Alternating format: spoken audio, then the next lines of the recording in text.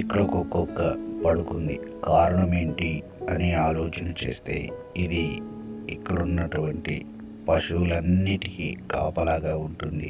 ఆ యజమాని ఈ కుక్కని సాదాడు. ఈ కుక్క ఎంతగానో ఆ పశువులన్నిటినీ కాపాడుకుంటుంది. అయితే నేలకొండపల్లి దగ్గర ఒక ఊరిలో ఒక రైతన్న వ్యవసాయం చేస్తూ మరి అదేవిధంగా గేదెలను కూడా పెంచుతున్నాడు. గేదెలను మేపుకుంటున్నాడు.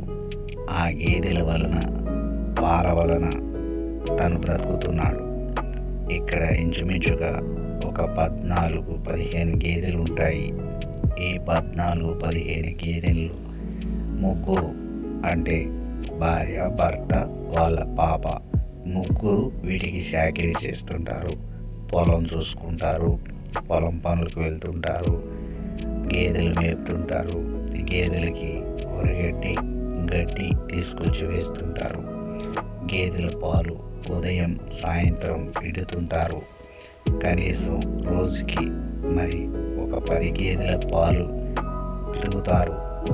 కనీసం 30-40 లీటర్లు వస్తాయి. వాటిని అమ్మితే రోజు ఆదాయం వాళ్ళకి 2,500-3,000 వస్తుంది. ఆ విధంగా 60,000-70,000 సంపాదిస్తున్నామని ఆ రైతన్న చెప్తున్నాడు. కాబట్టి గేదెల పెంపకం ద్వారా చాలా ఆదాయం ఉంటుంది. వాటి పాల ద్వారా చాలా ఆదాయం ఉంటుంది. కాకపోతే కొంచెం ఎక్కువగా శ్రమ పడాలి, చాకిరీ చేయాలి. చాలామంది ఈ గేదెల పెంపకాన్ని ఎన్నుకొని బ్రతుకుతున్నారు.